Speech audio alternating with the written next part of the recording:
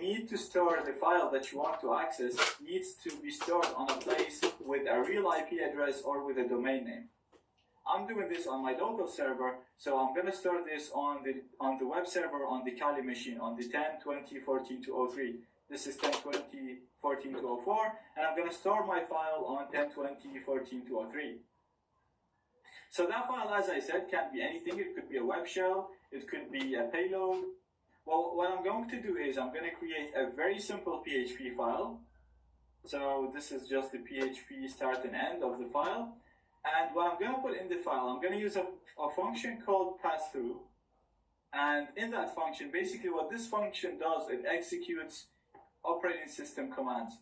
So it executes Windows, Linux, or depending on the web server, it's going to execute commands related to that.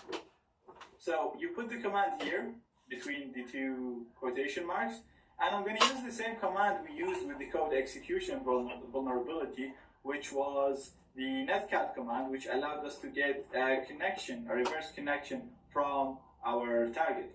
So I'm going to paste that here. So let's just first have a look on this. So PHP and the end, these are just the start and the end of the file, of the PHP file. Passthrough is a function that I'm going to use which executes any command that's inserted between the quotations. And I'm using the same command that we used in the command execution vulnerability, which will just do a reverse connection to my computer. So this is all good. Now the next step is the most important step, and it's storing this file. So as I said, if your target was a remote web server, then you should be storing this file in a place with a real IP where you can access it from the remote web server. Now I'm going to be trying to access this from my Metasploitable machine, which is able to access files stored on the Kali machine because they're both on the same network. And I'm going to be calling this, I'm going to be storing it in my var www.html, so it's being stored on the Kali, not on the Metasploitable. And I'm going to call it reverse, and I'm going to save it as txt, not PHP. And I'm doing this, if I store it as a PHP, it's going to be executed on the Kali machine. So it's going to create a reverse connection from the Kali machine. And I don't want that. I don't want to hack the Kali machine. I actually already have access to the Kali machine. The one that I want to hack is the Metasploitable machine. And that one is stored remotely. So in order to be able to include the PHP code and execute it on the remote machine, we're going to use it as txt and get it executed on the Metasploitable machine instead of executing it on my Kali. So I'm starting it as a txt, and I'm going to save it. And now let's just see here. So if I go to my local host, and if I say reverse.txt, we'll see our file right here. So again, this is on my local host, which is not the Metasploitable machine. It's 10.20.14.203, and the Metasploitable is on 204. So how are we going to run this? First, let me just listen for connections like we did before. So it's just going to be netcat bvlp 8080, and then right here, instead of including a file on the same server, I'm going to include a remote file, and the command is going to be http, so it's just going to be the link to this file. So we can access the file here as txt. I'm going to copy it and paste it here. And also in some cases, you might need to add a question mark to the end to get this file to be executed as PHP. So I'm just going to go over this again for one more time. Including a remote file, which is on a remote server. Make sure the remote server is accessible by your target. And also make sure you store it as txt. Because if you keep it as PHP, this file, the reverse file, will be executed on the remote server. So it will be executed on the 203 instead of being executed on the 204. And I'm keeping it as txt. This way it's going to be executed on the 204, and it's going to give me a remote connection to this computer, to the Metasploitable computer. So if I come back here, as you can see, we have a remote connection. If we do a uname A, you'll see that this is the metasploitable machine, not the Kali machine. So we basically have full access to the metasploitable machine through a remote file inclusion vulnerability. Now if we do an ls, we can do a pwd to see where we are, and we can literally run any Linux command we want now on the machine and do anything we want. Basically, we have full access to that machine.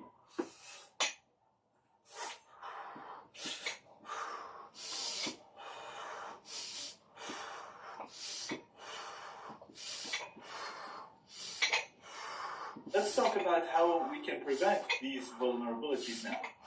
The first thing is, a lot of these vulnerabilities exist because of the functionality they provide. For example, the file upload problem we had, it allows the user to upload any file extension, any file type. This shouldn't happen. There shouldn't be a way for users to upload any files they want. Maybe if you want them to upload a picture, then make sure they're uploading a picture. Check the file types. If you're expecting them to upload a song, an MP3 file, make sure it's a media file. It's not a PHP or an executable code. Usually, you should never allow users to upload any executables. Filters can be used to check the extension and make sure that the file is being uploaded that is a JPEG or whatever, but that's not a good way. The best way is to check the file type and make sure the file type is a picture or is a media file instead of checking the extension, because that can be bypassed as well. The second type of vulnerabilities that we looked at was the code execution vulnerabilities. In these exploits, we were able to run any code we wanted on the target computer. Again, this functionality should be avoided. You should avoid allowing users to run any sort of code on your server. Try to avoid all these functions such as the eval, pass-through, and all these functions that allow a user to run operating system code on the server. If you absolutely had to use something like it, then make sure you analyze the input before you execute. For example, in the example we seen, where the code was doing a ping, and it will ping anything we put in the text box. So I'm putting here /$ text box just to show that this is the input that we put in the text box. This is what the program actually looks like. If it looks complicated, forget about it. We're just talking about the concept here. So we're going to be talking about this here. So, say for example, what we did is we put a normal IP, and then we put the semicolon, and then we put a command that we wanted to do. So we did, for example, lsla. The problem with this is the web application used to take this the way it is, copy it, and run it in here. Which will, when you execute this command, it will do the ping first, and then it will do the lsla, which is the command that we wanted. What you need to do is, for example, if you had to do it, what I advise is you just don't use these functions.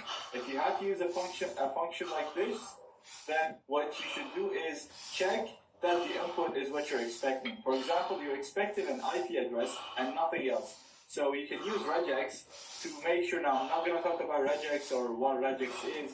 Regex is basically a rule that will make sure that the input looks on the following format. So it takes a digit, digit, dot, digit, digit, dot, digit, digit, dot, digit, digit. Which, if I put anything else, then the web application should refuse it. You can also make sure that there is no semicolons and that there is no spaces, so everything comes in as one thing and then it gets executed. Again, this is a way of making it more secure, but the best thing is just to avoid these functions. The third type of vulnerability that we looked at was the file inclusion, and we looked at two types. The local file inclusion, which allowed us to include any file on the system and then read files, which will cause a file disclosure vulnerability, and then you'd be able to read any file on the server. And then we looked at the remote file inclusion, which is very dangerous, which allowed us to include any file from any web server. So we were able to include PHP shells and then get connection from the target computer. To prevent these, first of all, make sure you prevent the remote file inclusion. So just in case anything goes wrong, people can't include files from outside your server. And you can do that the same way we enabled it using the PHP INI by disabling the allow URL open and allow URL include. And if we go here to our metasploitable, I'll just show you very quick. So if we do sudo nano which is the text editor etc php cgi php.ini, the same file that we use. This is the file for the PHP settings. If you open that file, and now I'm going to do Control W, I'll look for allow URL.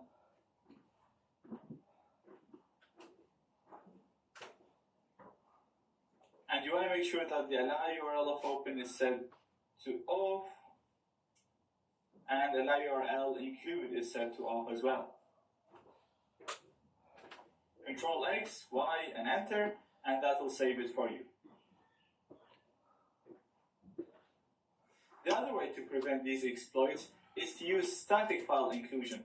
So instead of using dynamic file inclusion, which we see in, you can hard code the files that you want to include in the code and not get them using get or post.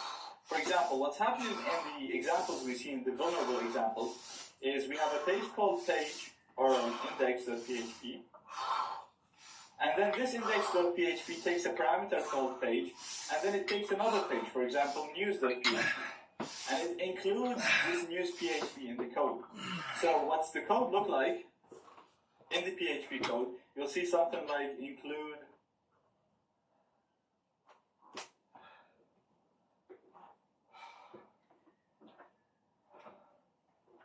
So what this will do basically, and that looks like this, I believe.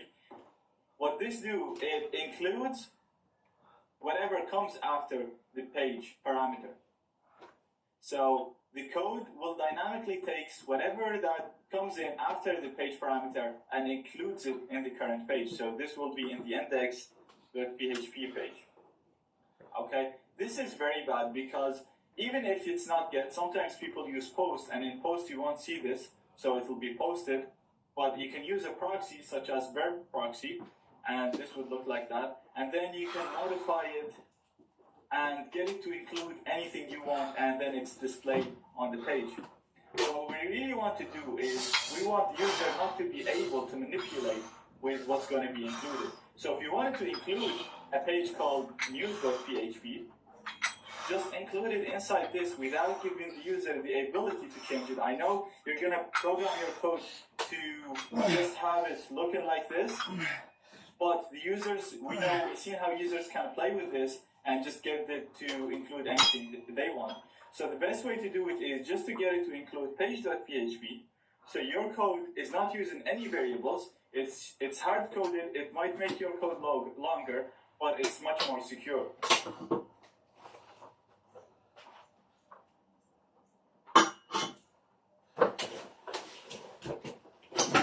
In this lecture and the next few lectures, we're going to be talking about a popular type of vulnerabilities called SQL injections. Before we start talking about how this occurs and how to exploit it, let's first learn what SQL is. Now, if you're getting a pen test on a certain website, chances are this website is a little bit bigger than smaller websites, so it's probably using a database. Most websites, other than very simple websites, use databases. And the databases are used to store data, so they store usernames, passwords, news articles, blog posts, pictures, anything that happens on the website literally is stored on a database, and the web application queries the database and then displays the data to you or to the users on screen. When the users do something, it will either update, delete, or modify the data that exists in the database. This interaction between the web application and the database happens using a language called SQL. So let me show you what I mean by a database. This is just an example. I'm not hacking anything. I'm literally just going to log in to the database that is installed on our Metasploitable machine, and then we're just going to see what's being stored on it. So I'm not doing any hacking. There's nothing here. There's nothing fancy. Just logging into my SQL, and then I'm putting the username as root. And the Metasploitable doesn't use a password for the root, which is really bad, but obviously it's a vulnerable system. So I'm just going to log in, and I'm not hacking anything. I'm not doing any SQL injections. This is just the terminal for MySQL, which the web application would use to interact with the database. So I'm just trying to show you what I mean by databases and what's saved in there. So the first thing I'm going to do is I'm just going to type in show databases, and that will show us the databases that exist on our target server. And we can see that we have the information schema. This is a default database that holds default information about all the other databases. So this one gets installed by default when you install MySQL. The rest have been installed for each web application. So we can see we have one for TikiWiki, we have one for OWASP 10, and that's for this one, Method Day.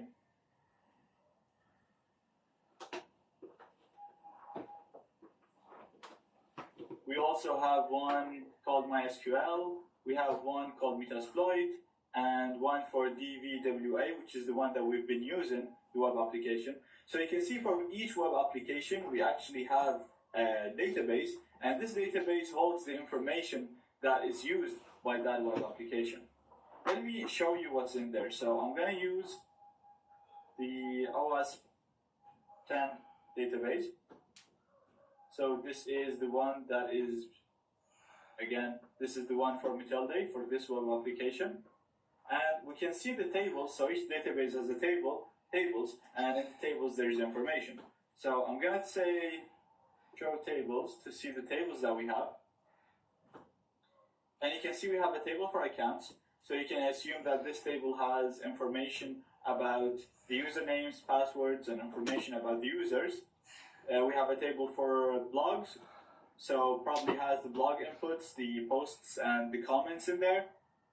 You can see captured data, credit cards, so there's a table that contains credit cards. Now this is huge for shopping websites. They actually would have credit cards table, and the information for the credit cards would be stored there. Basically, the database will store everything, all the data that is used on the website, because they don't get stored on files. It's not efficient. So let's have a look on the accounts, and if I just say select, so this is exactly how the web application would be retrieving information from the database. It will be selecting stuff, updating, or deleting.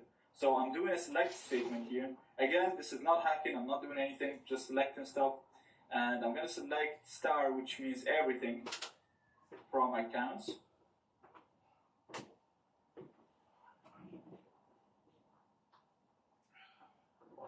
And as we can see, we have the account ID, the username, the password, and then the signature for the person, and if that person is an admin. Now these columns depend on the table, so it's actually the person who designs the database, designs the tables, the columns as well, and then the data gets inserted by the web application. So we can see that we have a user called admin, and their password is admin pass. We can see we have a user called Adrian, and their password is some password. So this is just to show you what databases look like and just to get a feel on it, because in the future videos we're going to try to exploit these databases and have access similar to this. So this, I just logged in with a username and a password now. Usually you wouldn't have access like this, only the web admin would have that access. In the future videos we're going to try to run some attacks in order to gain access similar to this, so that we'll have full control over the database, so that we can read stuff and see if we can write or modify things.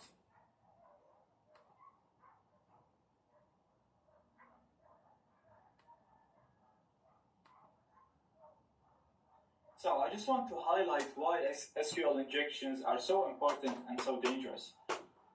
The reason behind that is they are found, you can find them everywhere. A lot of places, a lot of big websites have these kind of exploits, and like things like Yahoo, Google had them. They're very hard to protect against, and it's very easy to make a mistake to make these exploits available for exploitation. The other reason that they're very dangerous is that they give you access to the database. In many scenarios, if you find an SQL injection, you really don't need to upload a PHP shell or get a reverse connection. There's really no point of uploading stuff and then increasing the danger of being caught, because if you have access to the database, as we've seen here, you pretty much have everything you need. You have usernames, passwords, you can log in with normal username and a password as a normal user, or you can, if you're looking for sensitive data, we can see that we've had access to credit cards. You pretty much can do anything you want, so there's really no point of trying to further exploit the system. If you found an SQL injection, bingo, like that's all you need really. In many scenarios, we actually use a PHP shell to gain access to the database and see if we can read it. Say, for example, if you manage to upload a PHP shell on this server, that's exploitable, but then you couldn't access the database. There isn't much that you can see. You can't see credit cards, you can't see username and passwords. You really can't. Yeah, you have control over the server, but you can't read stuff. So sometimes when you upload a PHP shell, the next step is I need to gain access to the database. Another thing is that they can be used to do many things. So if you manage to find an SQL injection in a website that is not your target, so it's not the one that you're targeting, but it's in the same server, then you can use it to read files outside the www root, so similar to file inclusion vulnerabilities. You can use the admin, the username and password for the admin, and see if you can upload stuff. Usually the admin can upload a lot of things instead of just images, and then you can upload a PHP shell or backdoor from there, and then from there navigate to your target computer, or to the target website, sorry. Or you can actually, in some cases, you can use it to upload a PHP shell. You can use an SQL injection to upload a PHP shell. So basically, SQL injections can be used as file inclusion vulnerabilities. They can be used as file upload vulnerabilities. And also, they'll give you access to the whole database. That's why they are very, very dangerous and very useful if you manage to find one.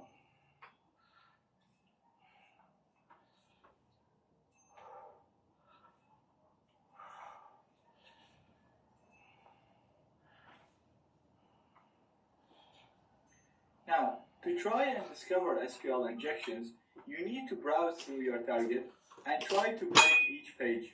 So whenever you see a text box or a parameter on this form, for example, page.php, then something is equal to something, try to inject stuff here. So try to use a single quote, try to use an and, or the order by statement to break the page and make it look different.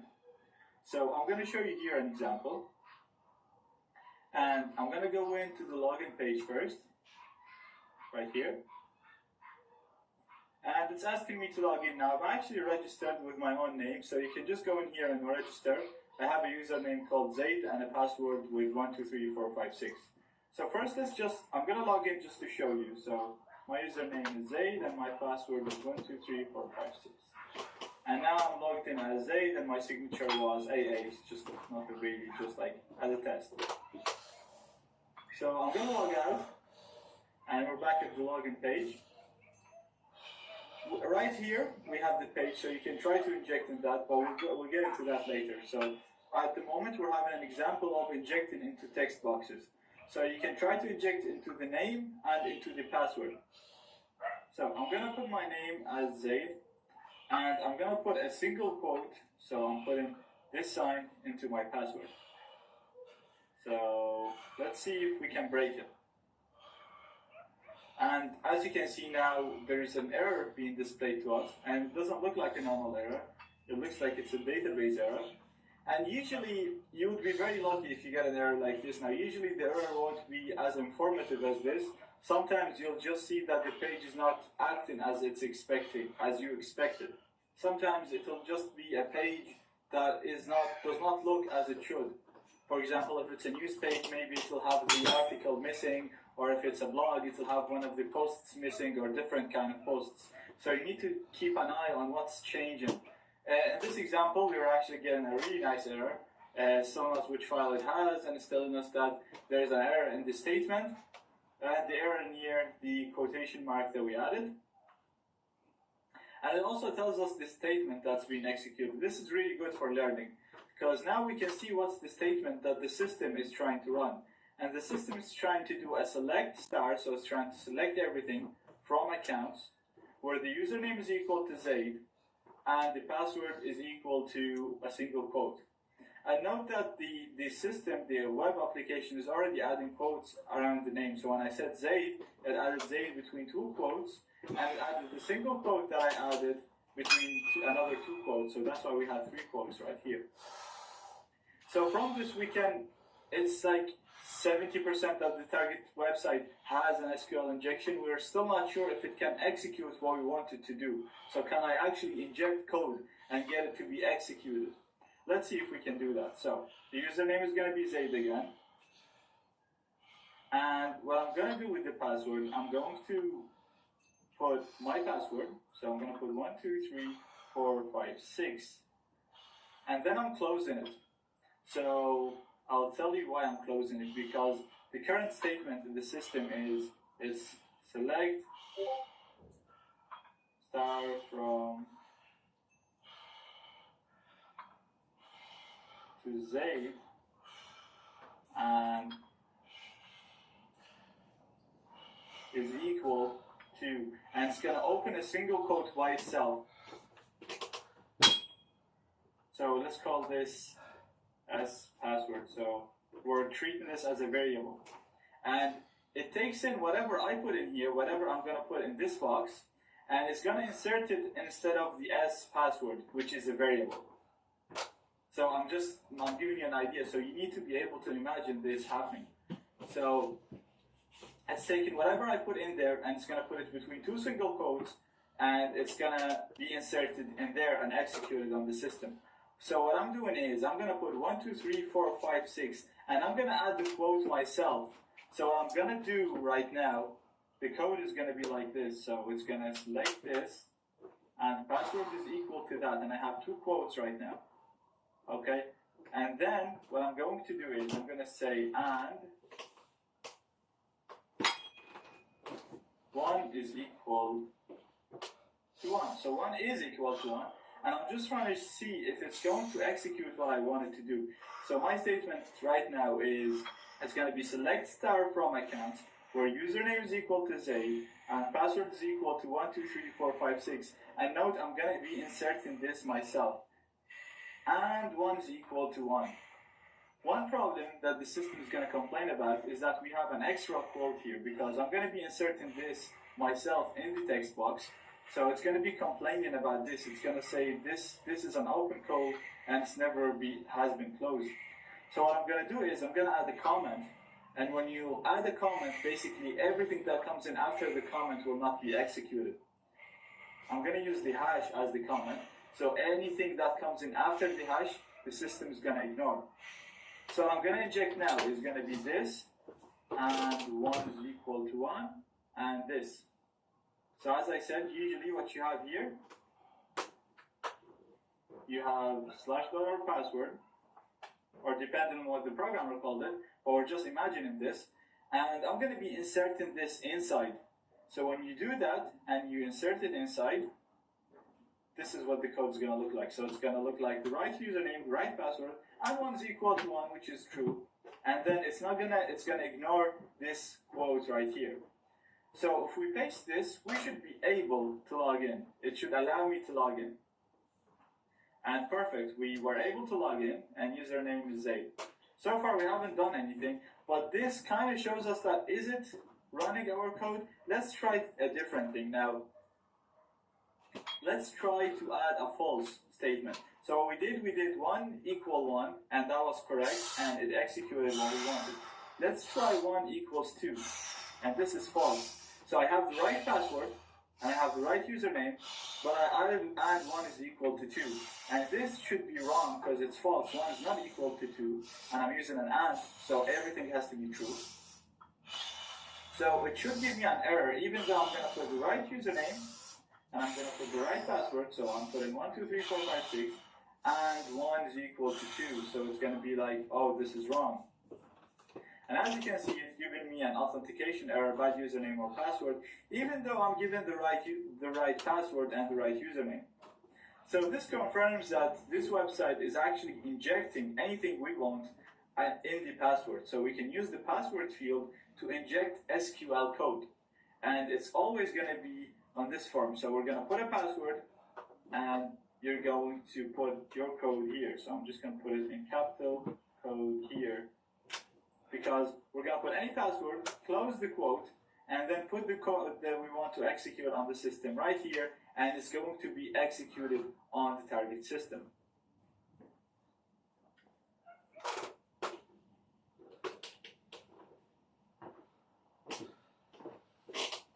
Okay, so now we know that we can put any code we want in here, and it's going to be executed on the system. So let's have another look now at the statement. So the statement says, select star from accounts where username is equal to the username that we put here, and password is equal to the password that we put there. Let's see if we can use that to log in without using a password, without even knowing the password. And I'm going to be doing that with the admin. So with the admin, the username is going to be admin. And I don't know what the password is for the admin. So what I'm going to do, I'm just going to put anything. So nothing really, any random password. And in the code, what I should run here, we were doing and 1 is equal to 1 and or stuff. So what I'm going to do is I'm going to do or instead of and. I'm going to say 1 is equal to 1. So what our code is going to be, once I run this, once I inject this, this is going to go in here like we were doing before. So our code is going to look like this. So it's going to be select star from accounts where username is equal to admin and password is equal to AAA. Now this is wrong. Or 1 is equal to 1, which is right. So anytime you have an OR, if the OR condition is right, everything is right. That's the way OR statement works. So select star from accounts where username is equal to admin. Okay, username is equal to admin. And password is equal to AAA. That's wrong. Or 1 is equal to 1. Okay, I'll accept that. And then it's actually going to execute it and let us log into the admin without even knowing the password for the admin. So let's try to inject this now.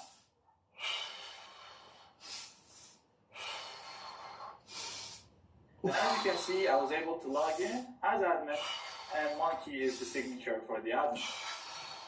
Now, bypassing logins can be done in so many ways, depending on the code that's written on the page, and depending on the way you want to do it and how you're imagining the code. In a lot of the cases, when you put the single quote here, you won't see this message. Sometimes you do see it, which makes your job so much easier. If you don't, then you kind of need to guess what it looks like. So I'm going to show you another example of bypassing. Instead of injecting the code like this, the admin parameter is actually injectable as well. As you've seen when I put the single quote, the admin parameter is injectable exactly the same way as the password, so we can inject code in the username as well. And what I'm going to do now, so let's have a look on this. I'm just going to reset it to the way it would usually look like. So you have, and the username and the password are the fields that whatever you put in here are going to be substituted in the username and the password. So let's try to inject something in the username, and what I'm going to say is I'm going to say username is equal to admin, and then I'm going to close the quote myself, and then I'm going to add a comment. So my statement, when I run this statement, is going to look like this. I'm actually just going to copy it here, and when I put this code in here in my name, it's going to inject that in there. So this is what the code is going to look like. It's going to select star from accounts where username is equal to admin. I close the quote myself here using this right there. And then I'm adding a comment. So basically all of this is not even going to be executed. So the code is going to be this. It's going to be select star from accounts where username is equal to admin. And it's going to let me log in without even entering anything in the password. So let's do this. I'm going to put my username as admin, and I close the quote and add a comment. And then you can put any password you want to read. I'm just going to put number 1, and I'm going to log in. And as you can see, I managed to log in as admin. So again, this is black box testing, so you don't really see the code. In many cases, you want to be playing around with it and see how it works with you. But the main thing is you want to test if the SQL injection exists, and you'd use that using the method we showed you in the previous video. So try a single quote, try the AND statement, try a true AND statement, so 1 is equal to 1, and then a false AND statement, so 1 is equal to 0 or 2 is equal to 0. And if they work as expected, then your target has an SQL injection and you can start playing around with it.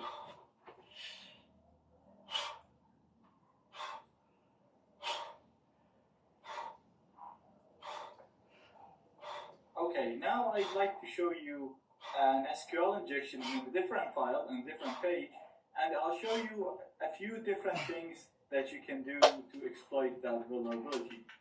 So the first thing, I'm going to go to the login page, which is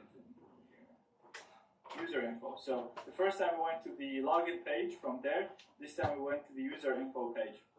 So this page will show you the information about the user, provided you give the username and password. So I'm going to do Zaid, and I'm going to put my password, 123456, and it will show my details, username and password, and my signature is AAA. So the statement that's being executed here is similar to what was being executed when you log in. So it's selected star from accounts, where username is what you put in the user field, and password is what you put in the password field. So what we're going to do now is we're going to see a different way of exploiting this kind of vulnerability. In the previous video, we were doing it using a post text box. So whatever you put in the text box was being posted using a post method to the web application. Now, these vulnerabilities can exist into GET. And what I mean by GET is when you do a GET, when something is sent as GET, you will see it here in the URL. So if you look at the URL here, you see it's being sent as the username Zaid and password 123456. So let me just copy this URL here. And we'll start playing with it from the URL instead of doing it on the web page. I just want to show you a different example, because in many places there might not even be text boxes. For example, it could be something like news and news.php. So we can see here, for example, in this example, it's index.php. And in your pen testing, you might see something like news.php. And for example, ID is equal to 2. And then you can try to inject stuff in there. So we're having an example here where we're going to be injecting things into the username field, which is this field. And we're going to be injecting stuff in here. So anytime when you're doing your pen test, anytime you see parameters like this, you should try to inject them. Anytime you see something.php and then you have a parameter equals something, then always try to inject stuff in there and see if it works for you. So we also seen a way of discovering the injection, and that was using the quotation mark and using the AND. So we do a false AND and a true and 1 is equal to 1, and then AND 1 is equal to 2. And if the server is executing what we want, then we're going to know that there's an SQL injection. I'm going to show you another way of discovering these exploits, and it's using the order by. As the name suggests, the order by statement is used to order the results that we get on the screen based on a specific column. So our injection is going to be like this. So I'm going to do order by 1.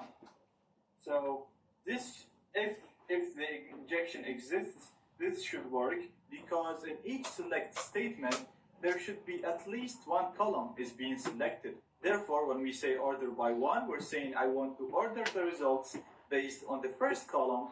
Therefore, this should always be acceptable by the database and return a true or something that we expect.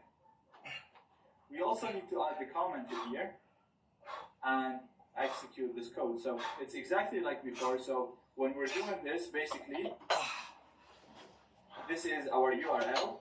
And what's going to happen on the database, so this is the code that's being executed on the database, it's going to look like this.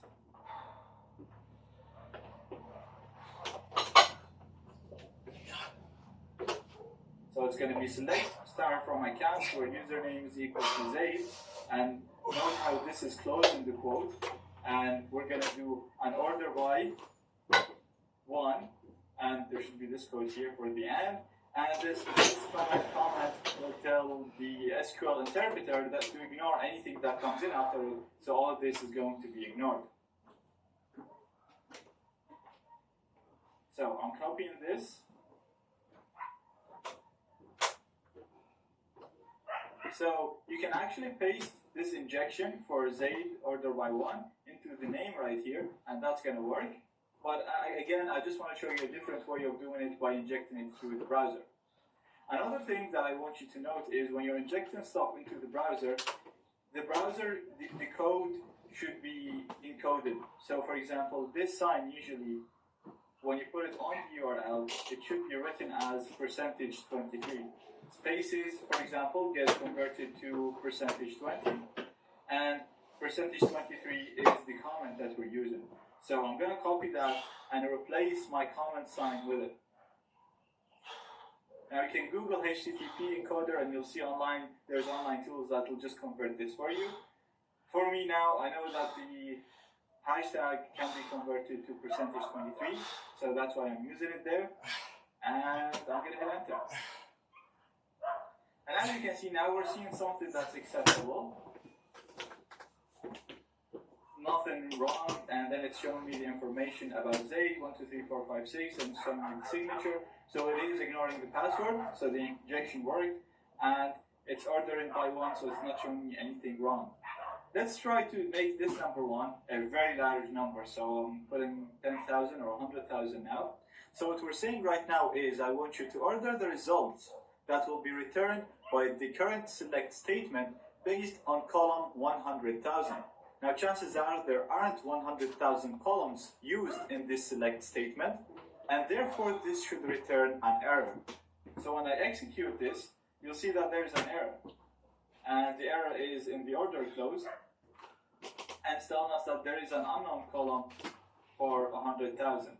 And this is great because now we know that the database is executing what we want. So when we told it to order the results based on the first column, it showed us results. So it followed what we told it. And then when we told it to order the results based on a column that does not exist, it gave us an error. So it's obviously vulnerable to SQL injections.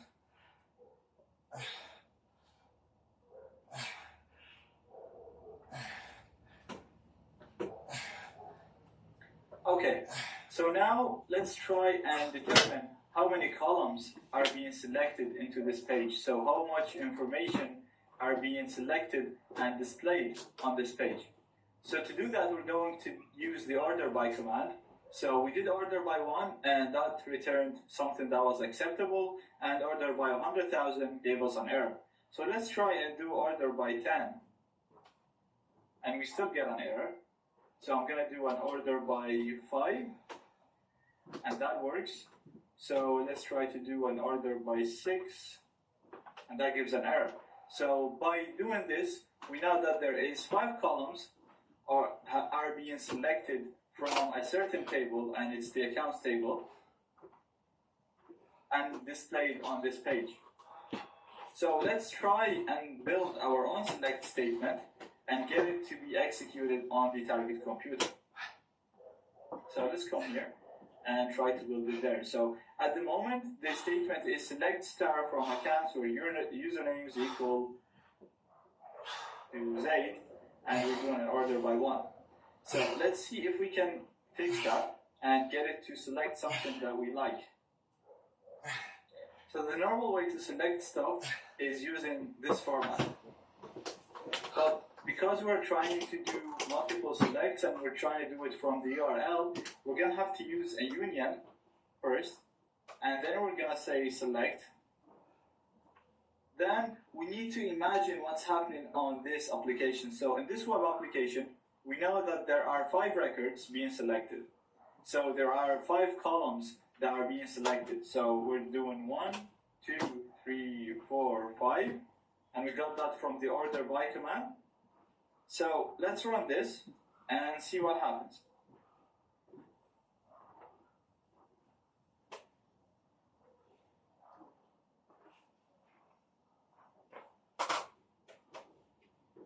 And I spelled union wrong.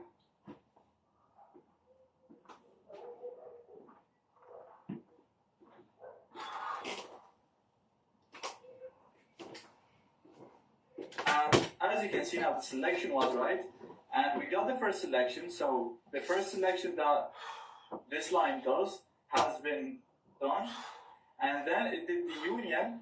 So it combined that selection with another selection, and it showed us something else. And as you can see here, we're only seeing 2, 3, and 4. And what that means is whatever value you put in number 2 or 3 or 4, whatever you want to select, if you put it in there, it's going to be displayed on this page in this particular location.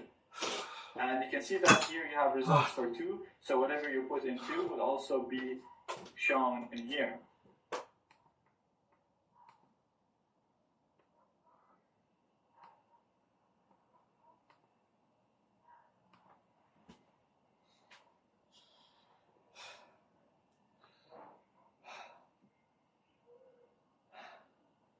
Psalm 80.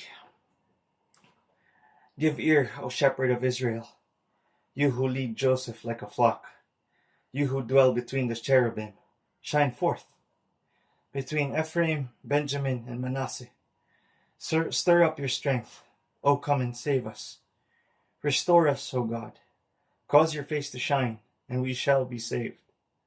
O Lord God of hosts, how long will you be angry against the prayer of your people? You have fed them with the bread of tears, and given them tears to drink in great measure. You have made us a strife to our neighbors, and our enemies laugh among themselves. Restore us, O God of hosts. Cause your face to shine, and we shall be saved. You have brought a vine out of Egypt.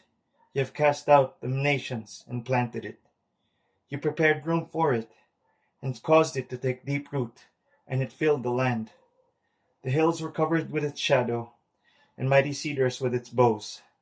She sent out her boughs to the sea, and her branches to the river. Why have you broken down her hedges, so that all who pass by the way pluck her fruit? The boar out of the woods uproots it, and the wild beast of the field devours it. Return, we beseech you, O God of hosts. Look down from heaven and see, and visit this vine, and the vineyard which your right hand has planted, and the branch that you made strong for yourself. It is burned with fire, it is cut down. They perish at the rebuke of your countenance. Let your hand be upon the man of your right hand, upon the Son of Man whom you made strong for yourself. Then we will not turn back from you. Revive us, and we will call upon your name. Restore us, O Lord God of hosts. Cause your face to shine, and we shall be saved.